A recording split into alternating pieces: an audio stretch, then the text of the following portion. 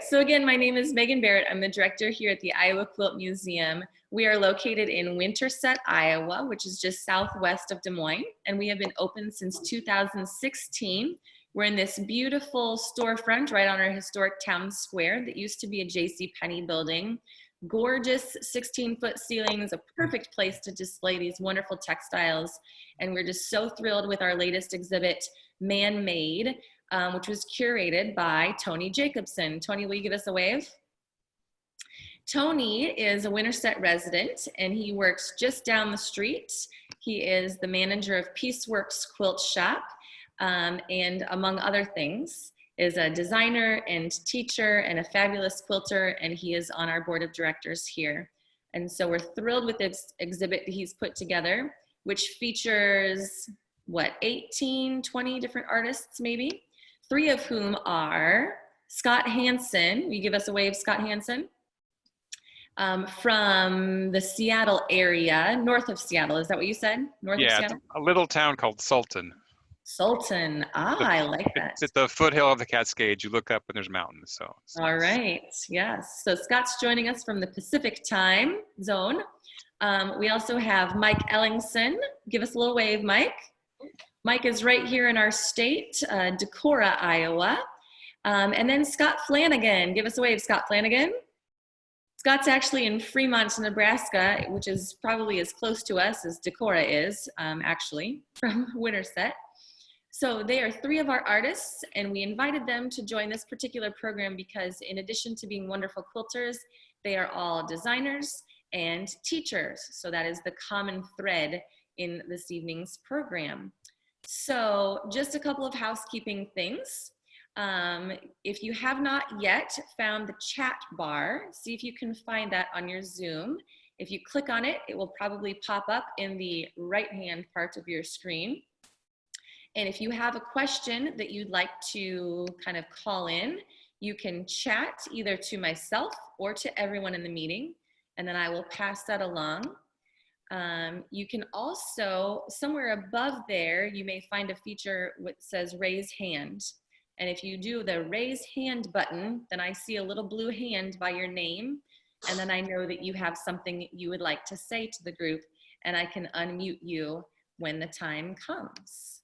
So without any further ado, I'm going to turn it over to Tony Jacobson, who is our curator, and I'm going to mute myself, and Tony is going to unmute himself and tell us a little bit about himself and this exhibit. Tony? Uh-oh. All right. Okay, my name is Tony Jacobson, and yes, I'm on the board of directors here at the Iowa Quilt Museum, and I was able to, I would have the honor of putting this show together. One of the things I wanted to do with this show was a lot of the men-only quilt shows are specifically about more of a competition and just showing great quilts, and that's about what it's about. I wanted to show that men quilting has been around for quite a while. And so we've got a historical aspect. We've got 4 vintage quilts, one that came from 1890, some of them from the 30s, to show that men have been quilting. It's just that we're more prevalent now in what we're doing. And the fact that we are a little more active in the quilting world. So that's what I wanted. And then I wanted to break it down so that the people that I've got on exhibit are from all the different venues that men are in quilting right now. So tonight we're representing the people who make a living by designing quilts and writing patterns and teaching classes. Some of the quilts that are in the exhibit are people who create artwork and they sell it as art. Other people do it just as something fun that they like to do. We've got some that have definitely, like Ricky Timms, who's definitely become a celebrity about it. And then we've also got quilts that are done for a cause, whether it's Quilts of Valor, or we've got the collection of the Hope Project, which are the peace cranes. And that's a whole other thing that we can talk about at another time. But I wanted to show the different aspects of it. So tonight we're concentrating on the designers. The quilt behind me is not my quilt. This wonderful quilt that you're seeing behind me is Mike Ellingsen's quilt. But I do have one quilt in the exhibit. And a little bit about me, I was a graphic designer, art director for 30 years prior to becoming the manager of the Pieceworks Quilt Shop here in Winterset. We're in the former Farms and Porter building, which that's where I spent the last 7 years of graphic design. I was the art director for Farms and Porter Love of Quilting. And that's how I met or got to know Scott Hansen and Scott Flanagan. They were both designers that had pieces or had their designs in the magazines from time to time. They probably didn't know it at the time, but I was doing their diagrams for their quilts as they were going in the magazine. And so I've gotten to know them over the time through that. And then Scott Flanagan has an extra connection to Winterset. His aunt lives here, and she was one of the founding board members of the Iowa Quilt Museum too. So I've gotten to know him a little bit more through that connection, and I've also taught out his direction. Mike Ellingsen, I just keep hearing wonderful things. We kind of live in the same general Midwest area. We teach at a lot of the same locations, and I would go to places to teach, and they would say, and do you know the designer that's from Blue Earth, because that's where he used to live in Minnesota? And I would say, well, I've heard about him, but I haven't met him yet. So through this, I've been able to get to know Mike a little bit on this. And as you can see, he's got fabulous quilts. I continue to design patterns for Pieceworks Quilt Shop and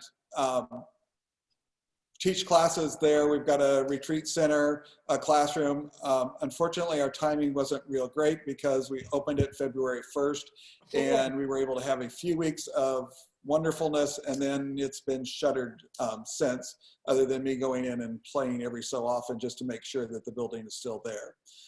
So that's kind of my background. And you know, the other thing is, if a lot of people wonder how a lot of men get into quilting. My backstory is that when I was little, I had asthma as a child. And in the wintertime, that's when my asthma was the worst. My grandmother was trying to find things to keep me occupied.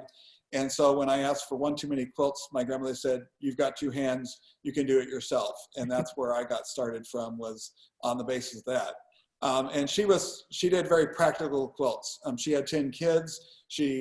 My grandfather had died when he was in his 50s, so she was running a farm, still raising, you know, when my grandfather died, she was still raising kids. By the time I was around, she wasn't raising kids, but so her quilts were all scrap quilts. And that's one of the things that I really like about the work that I see that Scott does. He likes to work with lots of fabrics and a variety of prints and stuff. And so that kind of gets me back to those wonderful scrap quilts that I grew up with. And that's why I love mixing as much pattern and color as I can too. So that's how I got into it. And, you know, when I was junior high, back in the late 70s, she wanted to make quilts for all of her kids. There weren't the pattern books that we have now, so she needed me to make all the pattern pieces for those, and that's how I started learning how you go about designing a quilt. And so that's how I got into it, and it's brought me all the way here to this point. So I'm excited to hear from the other designers in this group, and really glad to have them in this exhibit, and you'll be really thrilled by the quilts. If you can actually come to the museum, which we plan that we're going to be able to do that. I'm really happy with the way the exhibit has turned out. Thanks, Tony. I would echo that. We have this, it's a really fantastic exhibit.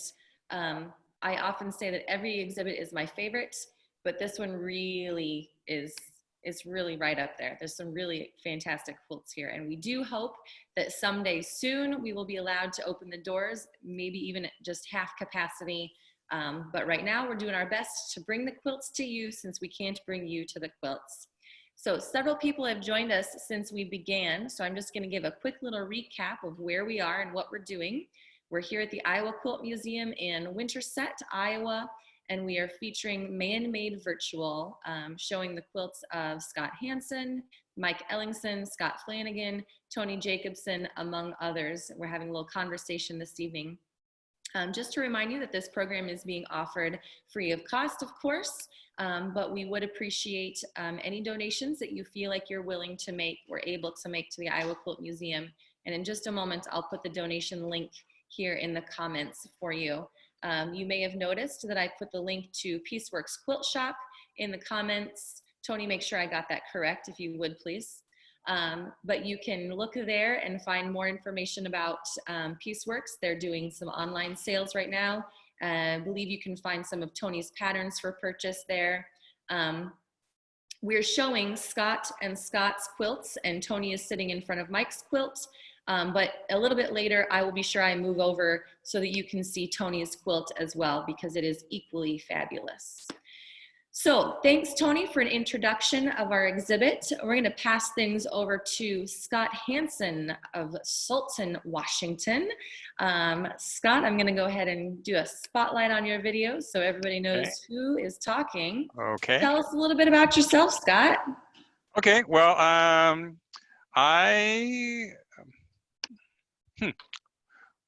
people always ask me how I got into quilting. So just start there. When I was a kid, my parents really, well, my dad particularly liked new stuff. And in the 70s, that would be fake paneling, terrible colors in carpet, and lots of plastic, and new. And they didn't like anything old. Old was bad. And I kind of liked antiques and stuff. And I thought that was kind of cool. So, you know, their bedspread was a polyester green thing from Montgomery Ward or something like that. And so somewhere along the way, I don't know how I liked it. It was this, maybe it's because it was the 70s, mid 70s, and the bicentennial was on. I don't know. I just kind of fell in love with that stuff. And so I thought quilts. I made my own quilt when I was 14 or so.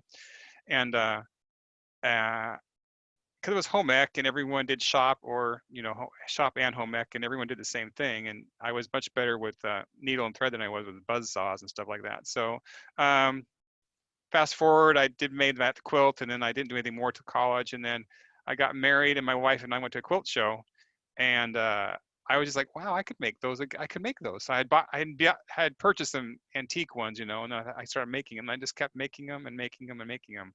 And then one day I was working in a store, and I found this blue nickel. Here, I'll show you guys. This is the actual blue nickel. And I found this in a till. It has red on the other side, which is my favorite color. It's actually red. But this is actually the real one I found. I just found this. And so I thought, well, I'm going to do my own. I wanted to have a quilt shop. I was going to name it Blue Nickel Studios, because I didn't want it to not just be a quilt shop, but that could maybe be other things too, gifts and stuff like that, which never worked. But it kind of stuck. And when blogging started, I started doing a blog, and I just started designing for magazines. I guess the first quilt I ever had in a magazine was with Mark Lipinski's Quilter's Home around 2006 or so. And so I did that, and that was pretty cool. And I just started doing more. And then I just started meeting people, and I went to Quilt Market. Actually, the people who got me really starting thinking I could design quilts and stuff, or with a shop, were neighbors of yours in Country Threads over in Garner, Iowa, and Mary and Connie, and they are very good friends of mine still. And they are very scrappy, very country brown colors. And then, so I was working everything in browns and country colors. And my wife said my favorite colors were brown plaid. That was one color. And she thought, hey, I had to have crows and pumpkins and everything, which was kind of true then, but not so much now. And then I found Kay Fassett and his fabrics, which are probably, I don't know. Anyway, this quilt behind me has got a lot of Free Spirit fabrics. Like that's Anna Maria and all those guys. Anyway, so I started doing that, and I started to start drawing and designing, and now I teach. I do lectures. I was supposed to go on my first cruise in August teaching, and I just found out that got canceled today. So I don't know why the phone's ringing. I don't know what that. Sorry about that. I don't know where that came from. Let's see. I lost my track. Anyway, so I have a website now. It's Blue Nickel Studios. I have a blog. I have Instagram. These quilts behind me are some of my patterns I sell. This one here is called Tree Time, and it's kind of the fast version of my most popular one. Is this called Painted Forest, and then the one behind Megan, that birch tree one, is Beauty in the Bark. So I'm kind of into trees. I kind of grew up in the woods, and I like those best. What else about me? I just like design, color, sewing, and I like how things go together, and I like mixing things up, like Tony said. I never met I like combining odd colors. So I think that's in a nutshell. Usually I talk for a lot longer than that. I don't know if there's any questions or anything like that. Usually I show quilts, all sorts of things. Well, we'll let you talk again for sure if you have Okay. more things to say, but I want to show your quilt. I'm going to turn my Okay. computer just a little bit. It's made entirely out of horizontal strip pieces. Yeah. And when I first looked at your quilt, and I knew it was called Beauty in the Bark, but I thought, gosh, that's a strange name for that quilt because my eye focused so much more on the blue. And then somebody said the word birch trees while I was looking at it, and my complete perception of this quilt shifted just like that. And oh my God, it's birch trees. And it just was amazing to me. And that's one of my favorite things about looking at quilts in the museum, especially because we can allow a different perspective when we can get some distance from them than we can when we're looking at them so close, which is why I love this space that we're in. And now it's just like one of those eye puzzles. You can't look at it now I can't without seeing the birch trees. But until somebody said that, I had no idea that I was looking at trees. So anyway. Well, yeah, the trees behind me, they people call them feathers all the time. And I originally, if you can see that big one off there, that big one there, that was the first tree I had. And that one actually was a feather I was trying to make, but it ended up looking more like a tree to me than a feather. So, and then I decided to call it that's called painted forest. This is called tree time. And people still call them feathers or leaves or not what I thought they would be. And then so on this beauty that you can touch that quilt if you want to show them the back of that. I don't know if you want to or not. Did you see it bigger now? Yeah, it looks bigger. Yeah. Okay. The back of it has some fabric that inspired the whole quilt. Actually, it's just a print. So you see, there's a keep going. Yeah. So that print there is a birch tree print that Valerie Wells designed, and I fell in love with that fabric so much that I thought this has to be a quilt somehow. So that's how that quilt got inspired, basically. Okay, can you see the fact that I'm in my sweatpants underneath my dress? Like that anchor man in his shorts. I didn't expect that. Yeah. Anyway, right. so yeah, and that's a pattern too. You can buy any of those patterns on my website. So. Okay. And I did put Scott's website in the comments there, the Blue Nickel Studios. And somebody else had asked where he was from. You told me it's Sultan, Washington, right? Yeah, it's a little tiny burg northeast of Seattle. It's at the foothill of the Cascades. Very cool. It's, yeah, every time when we drive the way home, you're looking up and there's like mountains and in fact, snow just left them. Actually, it's still there for a while. We had snow a few weeks ago too. It's a thing. Our Madison County Tourism Director, Teddy Yeager, is on with us, and she's from the Seattle area. So she's feeling a kindred spirit in you, Scott. Good. Yeah. So if you've got questions for any of our presenters, feel free to put them in the comments. I will do my best to look for them. Teddy was the one who asked me to make that screen bigger, so thanks for keeping me on track, Teddy. We're still letting people into the meeting. So if you're just joining us, we were talking to Scott Hansen just a moment ago, and Tony Jacobson, who's the curator of this fantastic man-made exhibit, gave us a little introduction. And now we are going to pass things over to Mike Ellingsen, just to split up the two Scotts a little bit. So I'm going to mute Scott Hansen, and I'm going to unmute Mike Ellingsen and spotlight him. Take it away, Mike. Well, hello. Good evening, everybody. Good to see you. I grew up on the north shore of Lake Superior, a little town called Two Harbors, and my entire adult life was spent in southern Minnesota teaching. I started as a high school band and choir director, and then married my wife Sue, who was the junior high band director, and became the choir director at that school, choir and drama. And so after 36 years of teaching music and drama, and my wife middle school band, we retired, and our son Andrew, who is an elementary music teacher, had been bugging us to move to Decorah, Iowa. So last August, we packed up 45 years in a house, and do not ask me how much of that move was my stash. My wife still doesn't know exactly how that all fit in, but we moved to Decorah and found a lovely home. The entire second floor is my studio area, so it's a great spot to be.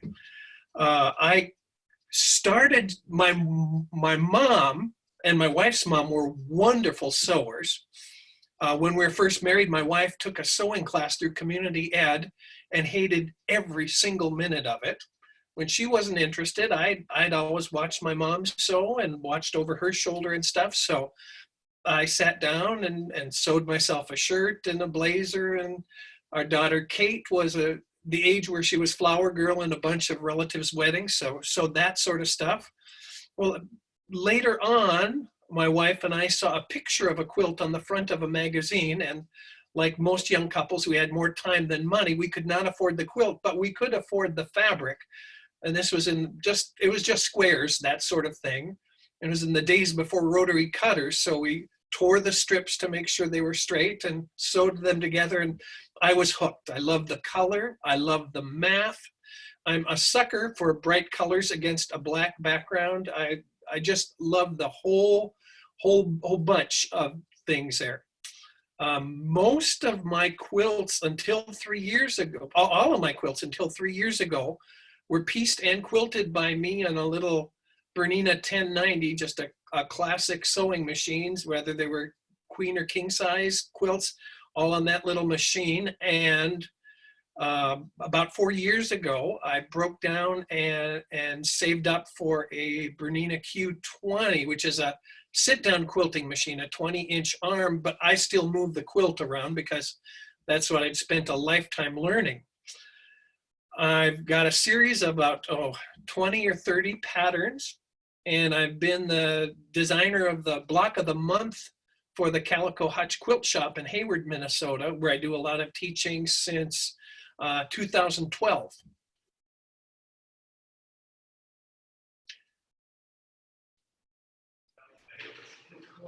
Excellent. So now Tony is moving out of the picture, and I'm going to spotlight that so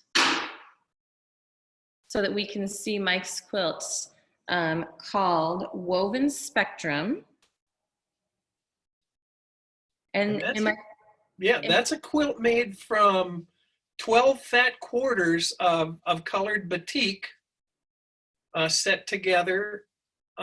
Megan, I think you talked about on the last tour, after getting the piecing done, when I went to the quilting, I made sure each color had its own particular style of quilting, so the quilting also told the story of the weaving besides the color doing that. Right. Yeah, when somebody else pointed that out to me, I just thought that was a really clever choice in the quilting, because it makes each piece, exactly like you said, look like a unique piece of like grosgrain ribbon. And it's just, not only is it remarkably technically accurate, of which I am jealous, the colors are stunning. And I agree with you, the bright colors on the black background is just really, really striking. Now, Mike mentioned the Calico Hutch Quilt Shop in Hayward, Minnesota, which is where he does a lot of his teaching and selling his patterns. And it's just like you would expect, Calico Hutch Quilt Shop.com. So I'm putting putting that in there for your comments. Now, Mike, did you quilt this one, or did someone quilt this one for you? No, every single quilt I've ever made, I've quilted myself. Awesome. Well, well done you.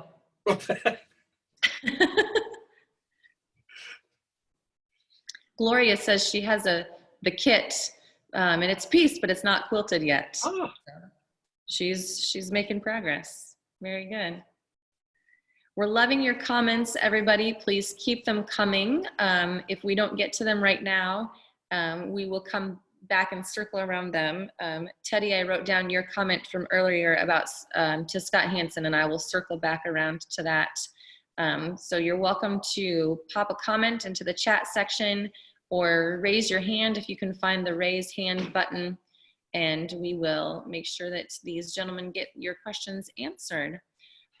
So we've heard from Scott Hansen, we've heard from Mike Ellingsen.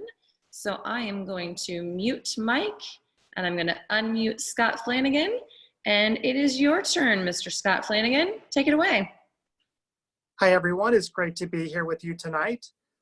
So my journey in quilting started much like Scott Hansen's. I learned to quilt from my maternal grandmother, but I come from a line of quilters and crafters in general. My grandma Ropty taught me to quilt, doing charity quilts for Lutheran Old Relief. My dad's dad was a woodworker. My dad's a woodworker. Mom sews and quilts. So a variety of ways I came into quilting. Probably been designing and coming up with my own stuff a little bit since even grandma taught me, just because we were doing charity. I could just mess around while she sewed. Then in high school, I wanted to do a quilt for a beloved choir director, which I know a number of people in tonight's visit have connections there. I kind of like to design, and whatever size the quilt ends up is what size I make it. That was the largest quilt I've ever done. It was 144 by 144 inches. Features signatures, photos of all the choir students and everything from that year. And I quilted it on my Bernina 1008 that I had at that time. I did the birthing method. I didn't bind it. So I kind of crawled in the quilt, turned it, and then finished up the edge. Then I became friends with a Bernina dealer in my hometown of Longmont, Colorado, and they encouraged me to take on quilting as more of an art form than I had to that point. Moved to Fremont in 2003 for college, and then started my senior year a job at Country Traditions Quilt Shop in Fremont, where I've been since 2007, teaching quilting classes, teaching machine owners classes for Pfaff and Bernina, and then Pfaff and Brother, sorry. And then in 2011, I started Fourth and Main Designs, my own pattern design company. My favorite part of designing is sampler quilts. I love sampler quilts. So as you can see, the quilt behind me is a sampler quilt, and the one behind Megan is a sampler quilt as well. I get kind of bored doing the same quilt block over and over again. I like something with a little bit more movement, a little more interest to keep your eye moving and to not get bored piecing the same block 50 or 60 times. And then I just launched my website, fourthandmaindesigns.com, just on Monday, where you can buy my patterns that I have been doing through the magazines. And my very first pattern was through Fons and Porter. Yeah, I don't remember when it was. I think Tony did the drafting though for it. I don't remember when it was though. That was probably 2012, 2013, I think.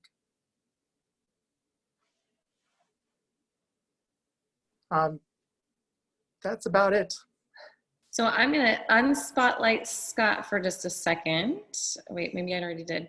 I'm going to spotlight myself because I'm sitting with Scott's quilt over my left shoulder. So this quilt is Illusions. I usually design a quilt. I have the quilt designed and then I go find fabric for it. This one here, I was inspired by the background fabric, which is called trigonometry. I originally went to college to become an architect, decided I had to take calculus and physics, and I decided that wasn't my forte, so I went to business instead. But the trigonometry fact just really captivated me on this, and I thought grunge fabrics on top of it would be fantastic. So I bought 36 grunge fat quarters and the entire 10-yard bolt of the trigonometry fabric from the shop where I work. Came home and started designing and ended up with this great sampler quilt with lots of blocks, different looks, textures. Then I called Tony actually for another 10-yard bolt for the back because it is a big quilt. And then my friend Nancy McNally did the phenomenal quilting that really showcases the quilt. So I got back further, but now I'm gonna see if I can get a little bit closer so you can see the really nifty quilting in the relief areas and the quilting on it really, Nancy and I go back, whose quilt is, she thinks my piecing is stunning. I think her quilting is stunning. It kind of just a great pairing of the two of us. Well, and in truth, you're both right.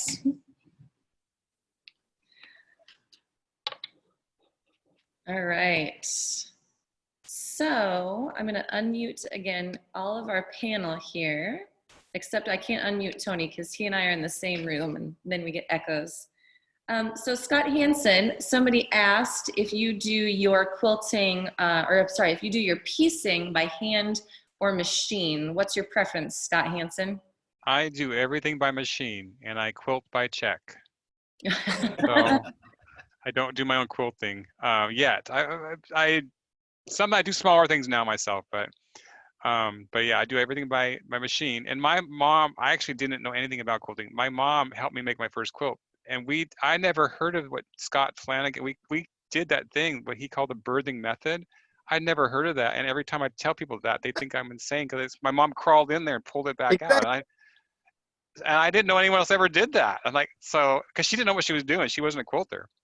And people love that story out here in the Northwest. Whatever the guilds I talk to, no one ever has mentioned that they've done it that way too. So I'm amazed. And I was going to be an architect too in college. Wow.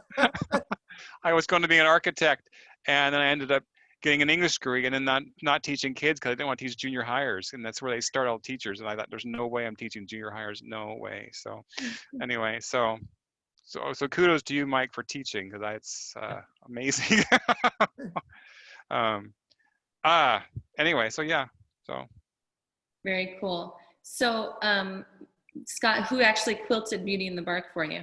That one's done by Penny Barnes, and she's out somewhere in your area somewhere. I'm not sure where she lives. She's somewhere in the Midwest. Penny Barnes. West Des Moines, yeah, okay. Oh yeah, right, yeah. So just that up the one. street.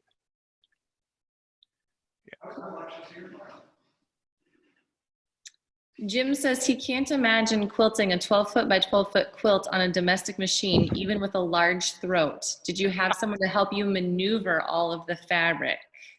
Oh, no, I just shoved it through. Wow. I can understand that. Real gracefully, I just shoved it through. I didn't know as much back then as I do now. I would have done a much better job now than I did then. There really are times when ignorance is bliss. Exactly. Amen Agreed. to that. Amen to that. So keep submitting questions to us in the comments if you'd like to. I'm going to see if I can. Let's see. I've got my phone logged in, I think. Oh, maybe not. All right, then you're going to have to put up with me moving my computer, which is a little backwards. But I'm going to see if I can't get over here and show you Tony's quilt. Oh, look, there it is. Let's see if I can spotlight my video so that it becomes a little bit bigger for you. Is it big now? Yes. Okay, good. So I'm going to get a little closer and hope that I'm not running into any walls behind me. So, Tony, go ahead and tell us a little bit about your quilt here. Oh, you're right. Sorry about that. Okay, so this quilt is the modern version. It's one of 4 quilts that I've done with this pattern. It's the modern version. The original version that I did was called Perkiomen Medallion. It was a 13 fabric, one fabric border on it, scrap quilt. The next version was 27 different fabrics, and then I did a pieced border, just random kind of scrap quilt. Then I did one that was black and white and with a little bit of green in it and another piece border. And then this was my modern version using all solids. And I kind of was challenged by the fact that the store owner of Pieceworks and one of the gals that was working at the shop at the time said it would be boring because it was made with solid fabrics. And I said, no, it's not going to be boring. No. And all of those No, little that's gold cool. strips are all pieced into it.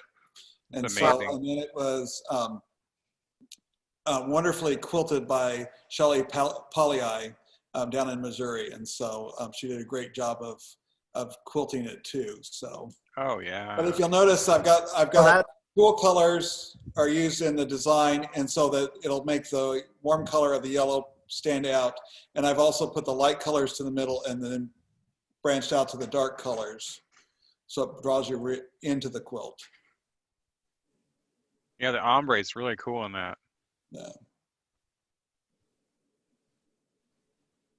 So this quilt is on what we call our curtain wall. It divides our gift shop from our gallery. And we always look for a quilt that has a lot of pizzazz to it, a lot of visual appeal. That's not accurate because they all have that, but something that really plays well from seeing it from a distance. And Tony's quilt really fit the bill. It's just got a lot of visual appeal, both up close with that fantastic quilting and from a distance. So I'm just going to turn around and show you what's at the entirely other end of the gallery. This wonderful self-portrait by Jack Edson. And then Ricky Tim's quilt is on your right, and Ricky Tim's father's quilt is on your left. And Oh. so I think those we're not going directions to are take you reversed. around. We're not going to take you around the whole gallery this evening. Let me get back on the screen here. We are going to do some more programming in the coming weeks. We're going to use Wednesdays as our virtual programming days as much as we can. So stay tuned. Next week, which would be May 13th, we're actually going to be online with, don't tell me, Deb Geyer and Jack Edson. Deb Geyer is the director at the Quilters Hall of Fame in Marion, Indiana. And Jack Edson is the quilt I just showed you. He has got a collection of self-portraits among other wonderful quilts. And so we're going to visit with them next Wednesday, time yet to be announced, but mark that on your calendars. So I've got a few questions that have come in, and we'll just throw these out to any of the panelists who want to answer. Have any of you considered hosting a men's retreat? I don't know if that's a question that needs answering necessarily, but certainly a suggestion to you. Eventually, my wife and I were thinking about doing retreats. We're in the process of moving, and we're trying to get moved to an island.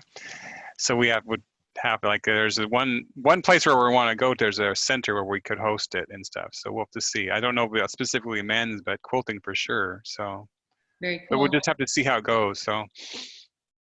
And Tony mentioned earlier that he and Joyce Franklin just opened more pieces, the retreat center right here in Winterset. So Tony, there's an idea for you, a men's only retreat. Instead of chocolate and wine, you could serve beer and beef jerky. I don't know. That's really festive. I think we still like our chocolate. I like chocolate. Right. Yeah. Tony says we don't. Still like our chocolate. I don't think we have to change that. I agree with that. So have any of you faced any adversity when joining into the quilt industry and competitions? I know one of my first days working at the quilt store, the customer came, my boss handed me off to a customer, and the customer looked at me flatly and said, "Do you know anything about what you're doing?" Wow. And since then, she and I become very good friends. And when she comes in, I'm the person she wants to work with. But we'll never forget that. I never let her live that down either. The fact that she questioned if I knew what I was doing. But I've never done competitions. So I'd have to pass that on to Tony's, the other Scott or Mike on that one. I've never really done competitions. I actually find it very funny because my wife and I'll go into quilt shop together all the time. And they always go to her first. And then she just says, "Oh, he's a quilter," or something like that. So, because she actually thinks it's ridiculous to cut up little pieces of fabric and sew them back together. So, but she plays with dolls, so she's changed her mind now lately. So, but no, I actually think it's funny, and because some people are weird and some people are not, and it's like I don't really care because I just like what I like. So there have been some shops. People have been kind of snotty, but I don't know if it was because I was a man or not. Some people may think that I never did because I didn't really care. So, but I hear that a lot, and I guess I just don't pay attention. But I'm also on the West Coast, so things may be different out here. Maybe, I don't know. We tend to be a little more conservative and traditionalist here in the Midwest. So there's a point to that. Yeah. Tony, did you want to add to that? Sure. Yeah, back in the early 90s when I was living in Pennsylvania, it was funny because I was the quilter and my wife hadn't learned to quilt yet. And we'd go into stores and they would say, because I was buying yard and a half at the time, I never knew what I was going to do with the fabric. I was just buying fabric and then I designed it later.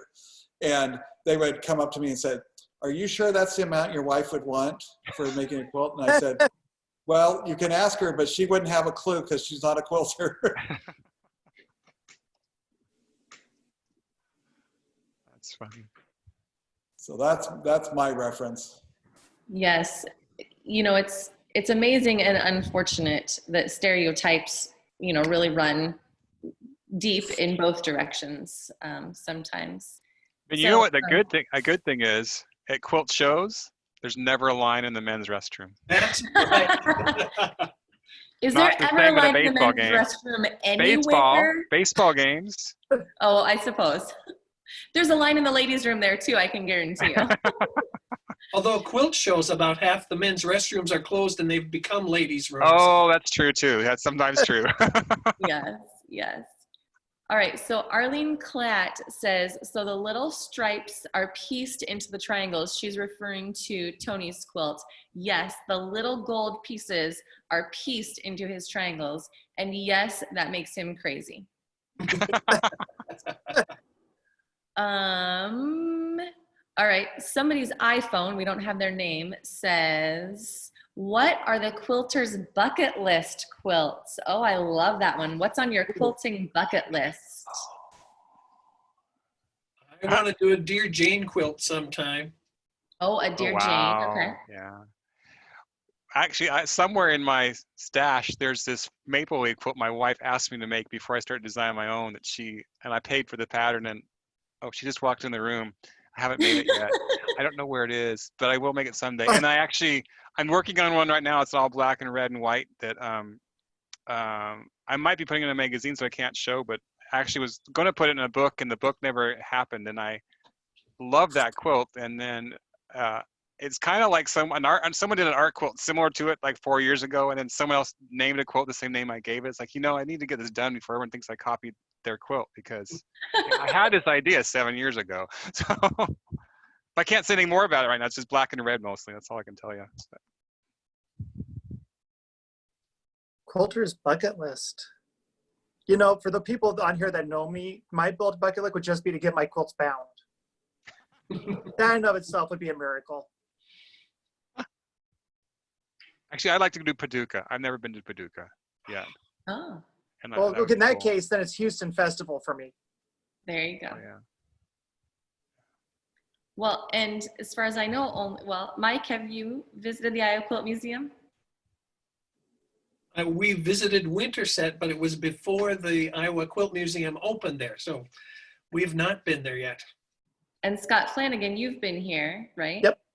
Okay. Yeah, I haven't. I'd like to be there and then also check out Lincoln too while I was Okay. there. The Lincoln Yeah, Museum as well. We're just 3 hours from Lincoln. Yeah, that'd be so cool. come stay in Winterset and then we'll drive you back over to Lincoln for a day trip. My And then dad's from Litchfield, Nebraska. Where? Hazard or Litchfield. Do you know where those are? Tiny towns. Do not know where those are. They're north of Kearney, I think. Kearney? Oh, Kearney. Yeah. Kearney. So they're going to be about 3 hours west of me. Yeah. I was there when I was 7. It was a long time ago.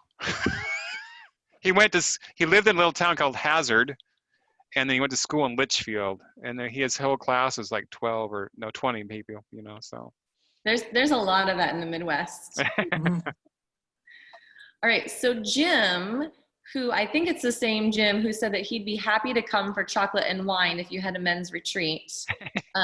Jim asks if any of you belong to quilt guilds. He is one of 3 men in a guild of 300. They all love him dearly. I'm sure they do, especially if he reaches high things and lifts things for them. Again, with this sexism, I need to drop that. He says he learns so much from them all and he really misses the contact, as do we all. So, quilt guilds for any of you? Yeah, I belong to the local quilt guild. I have, but I have not had time. I've tried going another again. I just never have time. It's a bad time for me. So I guess I find a lot of my friendships are with designers and online now. So I don't get out. When I go teach and speak, that's when I get to see my guilds. I get to see all sorts of guilds. I love them. Yeah, So. and I'm a member of the Northeast Iowa Quilt Guild here. I'm the only guy in that one. But back in Blue Earth, we had a guild that met under the umbrella of community education there, and there were 3 guys who were members of the guild. So. When I went to my first guild meeting, there was a guy. He was like on the board. That was in '97, but that was the only other guy out here. There's more now, but I don't go to guilds as much because I don't have time. So. Tony, on your computer, can you pull up the picture you posted of May the Force Be With You the other day? That might be easier than me trotting all the way up to the mezzanine. So while Tony's doing that, I think we've gotten all of the questions answered. One of the unique aspects of the Iowa Quilt Museum is we have this beautiful mezzanine level, which is a floor between a floor. And we have on loan to us a historic bed from our local historical museum. And so we do a bed turning display with every exhibit. And right now it features one of Scott Flanagan's quilts. Sorry, I'm reading comments at the same time, trying to split my brain. And some quilts by some other Iowans. If you haven't seen it yet, there's a video on our Facebook page, a Facebook Live post that we did with the bed turning quilts, Tony and I and my daughter, Annabelle. And then, so we have that. And there's also a video that takes you through the whole exhibit. So you can find both of those on our Facebook page if you haven't seen those yet. So I'm hoping that Tony can find that picture. I just sprung it on him. So you can show it. So let me see if I can do yeah, we just need to get you back there and do a screen share so we can see Scott Flanagan's other quilt called May the Force Be With You, which we celebrated 2 days ago on May the 4th.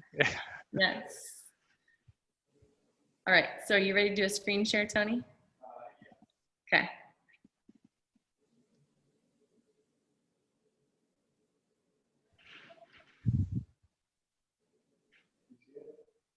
There it is. Oh, nice. And also with you. And also with you. Or if you're Catholic, and with your spirit. Okay, there you go. So one of Go ahead, Scott. my college friends and I are both born and raised Lutheran. We went to Midland Lutheran College, and we had a love of Star Wars. So a couple of years ago, for Christmas, I decided to do something special for him. And I like the quilt so much, I ended up doing one for me as well. I'm fortunate, besides having a lot of fun quilting tools in my collection, my dad also has a lot of fun tools for his woodworking, and he has a laser cutter. So I sent him images, and he laser cut all the appliques for me. So all I had to do was fuse them down and stitch around them. I love how this quilt turned out. It's 50 by 60, 50 by 70, somewhere in there. I quilted the entire quilt first, and then I appliqued everything on afterwards. Oh, wow.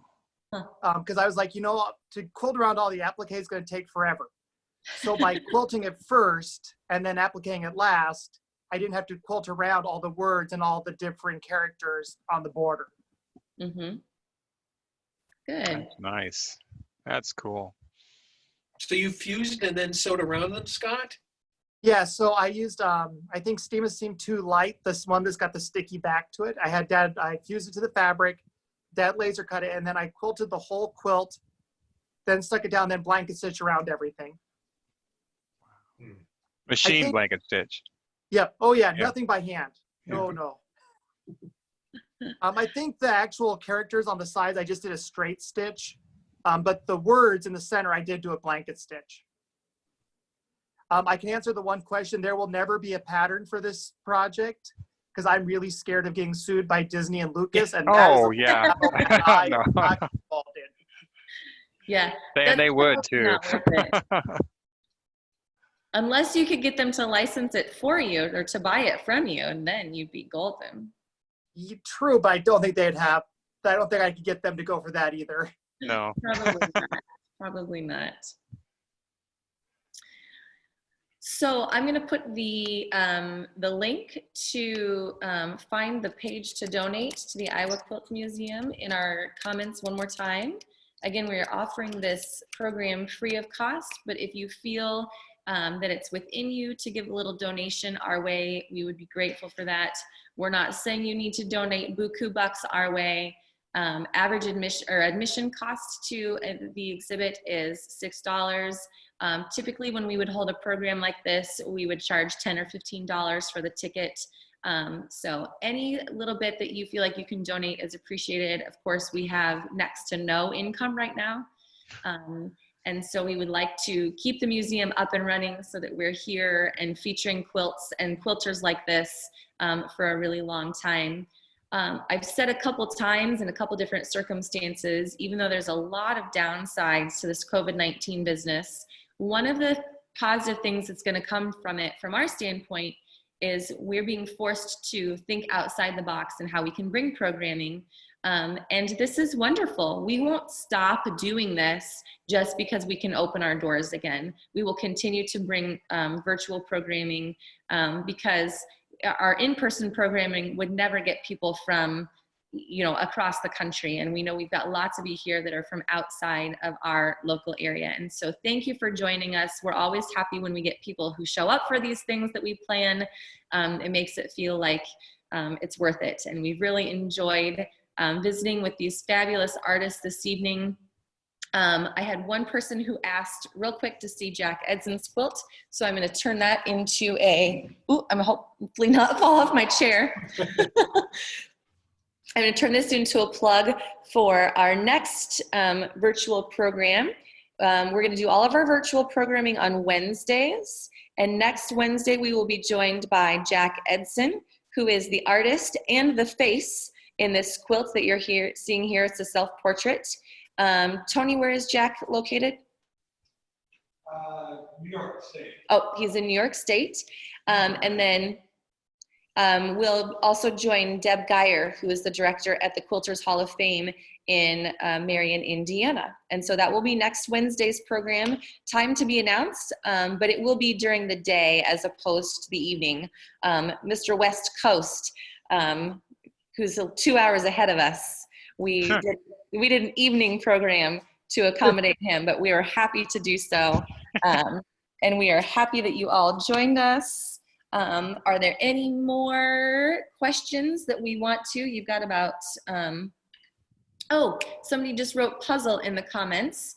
And so I should mention, in addition to making a monetary donation, which of course is tax deductible, you can find a link on our website to our online gift shop. We've worked really hard the last several weeks to move a lot of our gift shop merchandise online. So that's another way that you can support the Iowa Quilt Museum. And the trickle down to that is you can support local artists as well, because we have a lot of items in our gift shop that are consigned, made by local artisans, both quilters and non-quilters. We have some fabulous seam rippers that are hand turned by a gentleman here in our area. We have some beautiful glass mosaic pieces that are quilt blocks. And so we do our best to support local artists through our gift shop as well. So thank you to Mike and Tony and Scott for joining us, for providing these fabulous quilts. Thank you all for joining us. If you know somebody who wasn't able to log in this evening, tell them to check our website and our Facebook page. As soon as I get the video, I will be posting it up there so that everybody can see it again. Have a lovely evening, and we hope we'll see you again next week. Bye, everyone. Happy Bye. quilting. Bye. Thanks for coming.